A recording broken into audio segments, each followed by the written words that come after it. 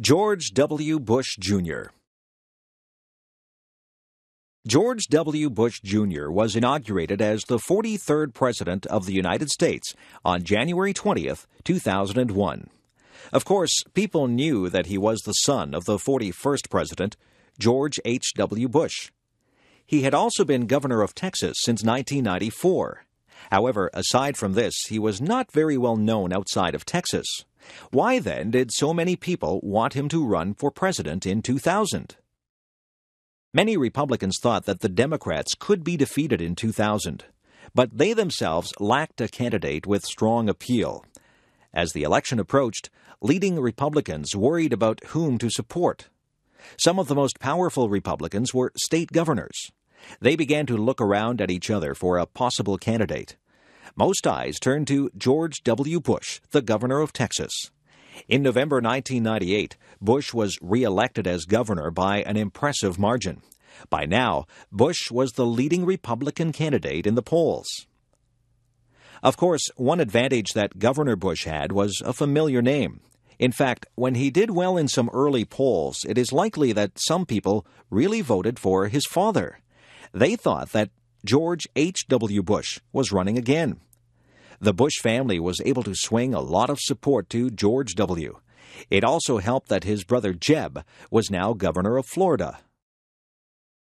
Parents George and Barbara were both born in eastern United States, but in 1948, George moved to Texas, where he made a fortune in the oil business. He went into politics in the 1960s and 70s and served in a number of important positions. He was Ronald Reagan's vice president from 1981 to 1989 and president from 1989 to 1993. George W. was born in 1946, the oldest of the Bush children. 3 more brothers and 2 sisters were also born. The youngest sister died of leukemia as a child. George W. attended the same prestigious Eastern colleges as his father. Then he came back to Texas and was a fighter pilot with the Texas Air National Guard. During the early 70s, he wandered from place to place, trying different jobs. After attending Harvard Business School from 1972 to 1975, he came back to Texas and started his own oil exploration company. Although it wasn't as profitable as his father's company, he eventually sold his stock shares for a considerable amount of money. In 1978, he ran for the Senate of the United States, but was defeated. He became closely involved in his father's campaign for president in 1988. Here he developed a lot of the political skills he was later able to use to run for office himself. In 1989, back in Texas, George W. organized a group that bought the Texas Rangers baseball team.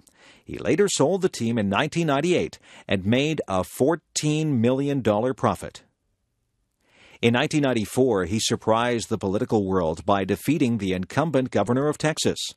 As governor, he pushed ahead with an energetic program, which reflected neoconservative values.